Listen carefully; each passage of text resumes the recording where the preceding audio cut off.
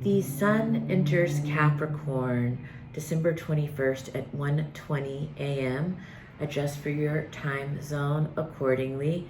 Happy winter solstice. My name is Eliane Nicole. I'm your astrologer and tarot reader, and in this video I'm going to talk about the very significant winter solstice ingress chart, because this chart tells a story of the entire winter season, taking us into the spring equinox in March. But before I go on with the full translation, I want to say, if you are watching this on Instagram, I'm just going to post the first 5 minutes here. The entire video will be available on my YouTube channel, Eliane Nicole. My YouTube channel is my name, Eliane Nicole. Please find me there. If you're watching on YouTube, please like, please comment, please share. Please hit the notification bell so you're notified every time I post a new video. It helps me to grow my channel and my business and my community, and it puts me in a position to continue to give these free astrological offerings. If you're watching this on Instagram, please make sure that you are following astrology.tarot.Eliane Nicole. Please like, please comment, please share.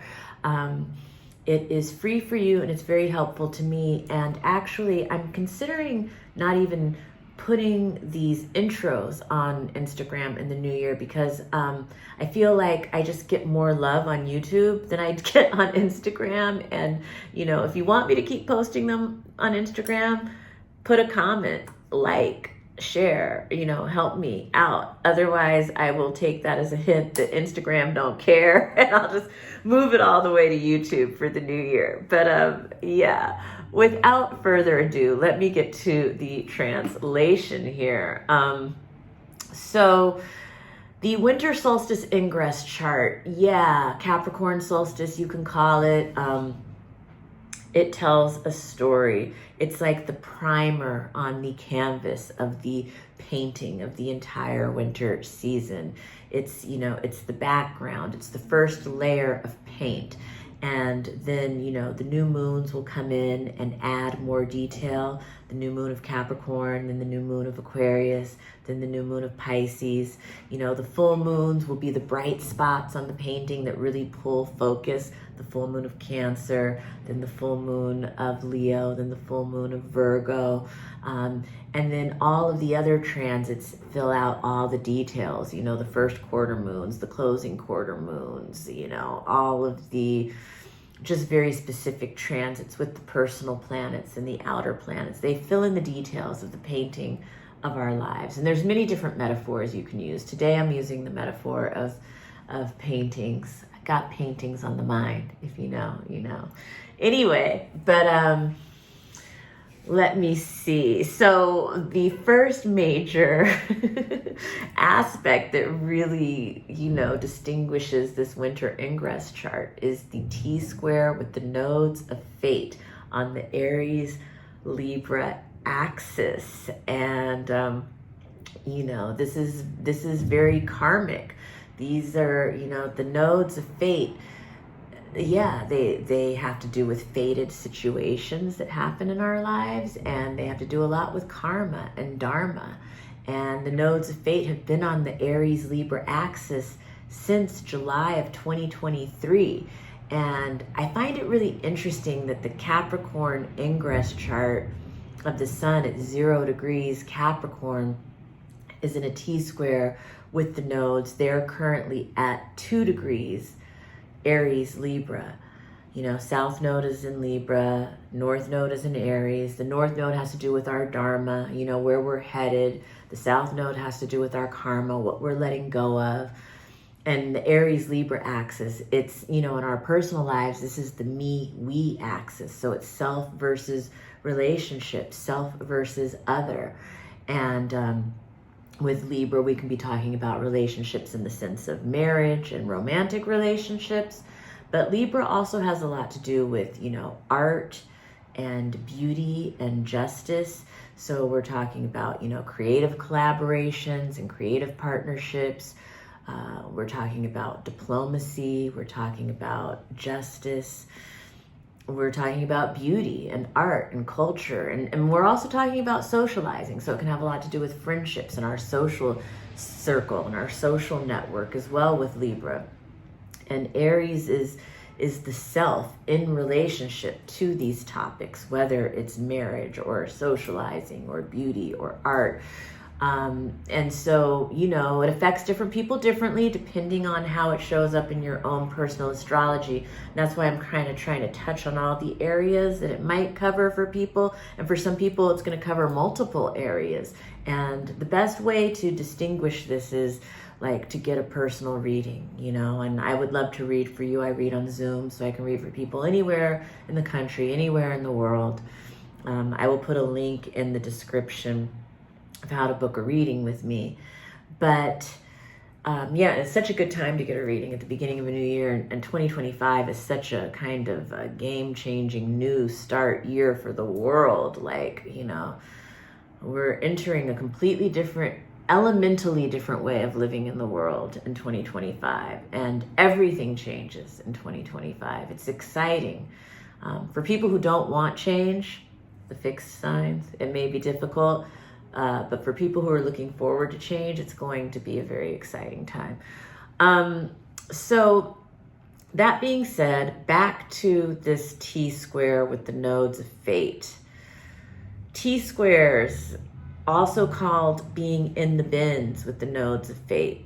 It's highlighting some decisions that need to be made, you know. The Aries Libra axis is also the axis of decision making versus endlessly weighing the pros and cons, which Libra loves to do. Libra loves to vacillate, and Aries is about it's time to make a decision, you know, and just move forward with this new start in life, an exciting new start.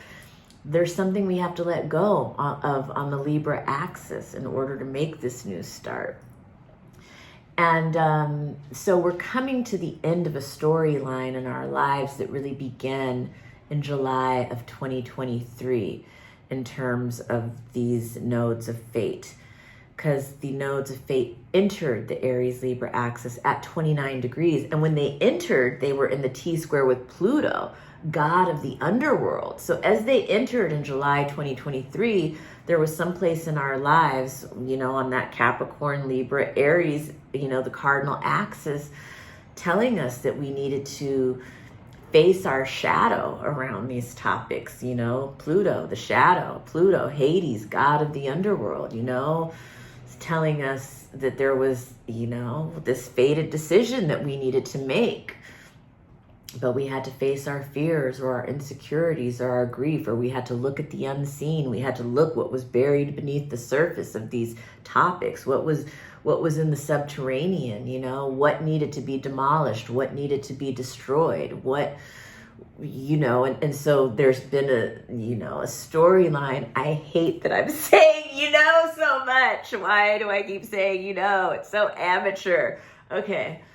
But I'm going to go easy on myself. I just had a moment there. But yes,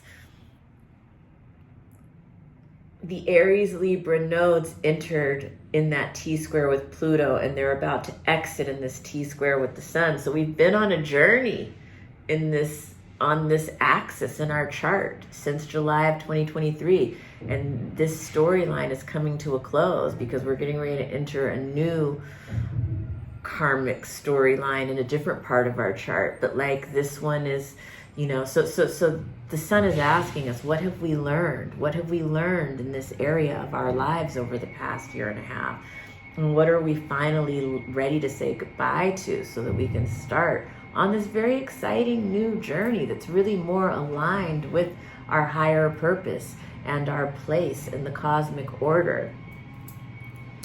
So great time for a reading, but I'm going to move on because I could just sit and talk about this. Oh, and for the collective, the Aries Libra axis is the axis of war and peace. And, you know, it was that ingress chart of the nodes of fate in July of 2023 where I predicted the huge war that was coming, that was going to just turn the world around. And I saw this underworld figure rising up and starting this big war that could potentially lead to a world war. And I feel like that's, you know, we're still in the throes of that. It's very clear what that was now.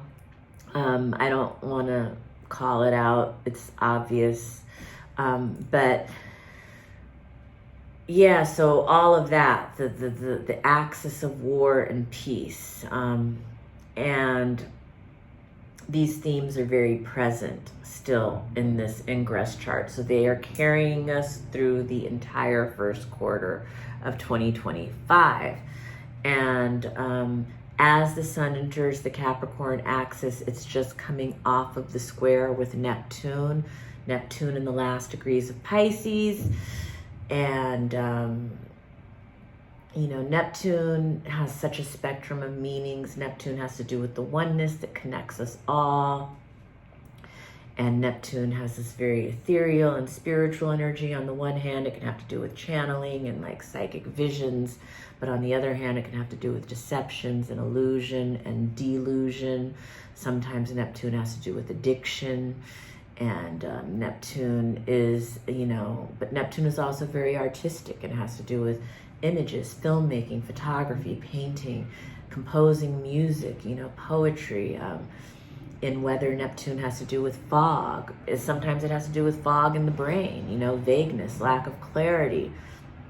So we're coming off of that square as the sun enters Capricorn. It's still in a separating square. And so there might be somewhere in our life where we are letting go of the fantasy, letting go of the illusion, you know, and dealing with the realities. And now, also in this ingress chart is the Mars-Pluto opposition building. The second hit, the first hit was November 3rd. I made videos about this. I encourage you to go back and watch them because I don't want to repeat everything, but you know, Mars is retrograde in Leo at 4 degrees, backfiring. A lot of shit is backfiring on a lot of people during this Mars retrograde in Leo. Leo's a fire sign. Mars is retrograde, backfiring. Where people thought they were slick, a lot of shit is backfiring. Mars is god of war, heading back for the second opposition with Pluto, god of the underworld. I do believe that 2025 is going to start with a bang, literally and figuratively.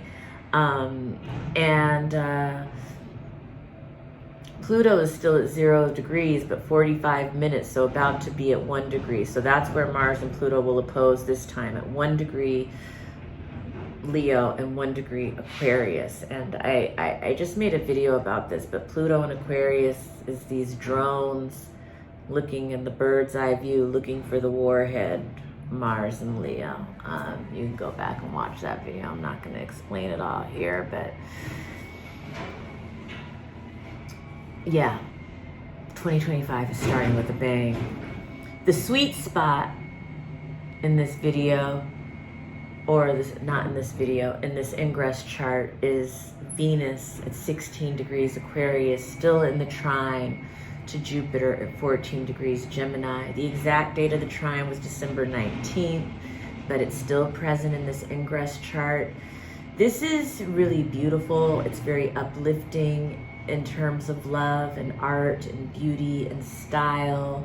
It's very futuristic. What is the futuristic blueprint? It's showing expansion and growth and harmony in these areas. And yeah, we're making the blueprint, and it's in the idea realm where we're going. We're taking it higher in 2025 in these areas. And yeah, this is the sweet spot in this chart because there's a lot of really spicy, edgy energy in this chart that we're going to be dealing with in the beginning of the year, you know, through first quarter. But this is the beauty. This is where the silver linings are. This is where the blessings are in the Aquarius Gemini sector. And Libra is going to be very uplifted by this because Libra is going to round it off with the trine. So air signs are going to be having the best time in the first quarter of the new year. Libra, Gemini, and Aquarius. There's some upliftment here. The future ideal, yeah, it's being developed. We are the architecture, the blueprint of this new beautiful ideal. You know, life is beautiful.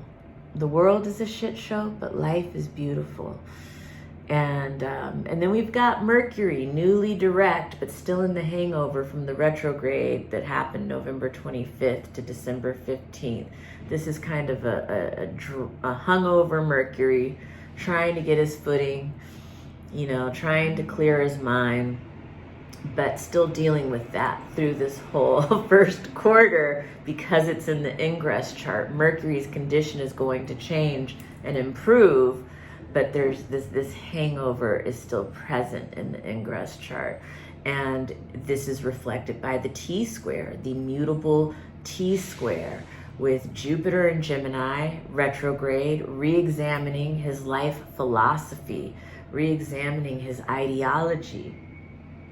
And then Saturn in Pisces, who is melancholy, who is depressed, who is teaching us emotional boundaries and emotional intelligence and emotional maturity. And, you know, this is a storyline that's been Mercury in the T-square with Jupiter and Saturn has been happening since the beginning of November. It really has colored the whole end of the year, and it's still going to color the whole beginning of the year. There's some real lessons here. You know, Mercury is our intellect, how we think, how we speak, how we listen, how we learn.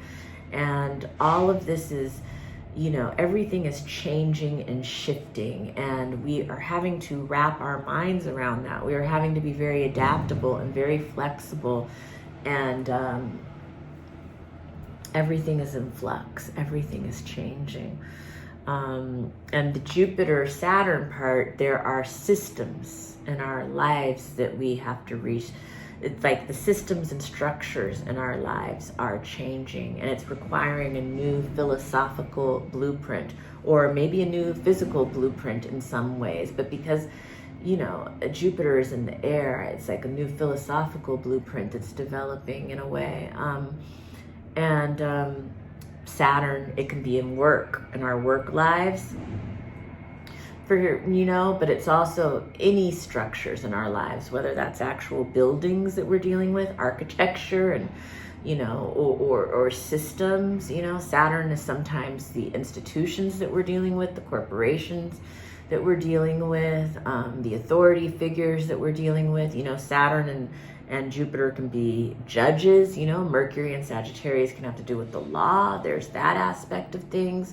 For some people, it'll have to do with legal, you know, interpretations of the law that are shifting and changing, judges that are lawyers that are shifting and changing. You know, it's going to be different for different people, and that's why I encourage you to contact me for a reading to look how it's going to be in your life. But Jupiter and Saturn, Jupiter is the expansion and Saturn is the contraction. Jupiter is, you know, wanting to expand, and Saturn is saying, these are the rules, these are the permits you need, these are the laws that are going to prohibit you.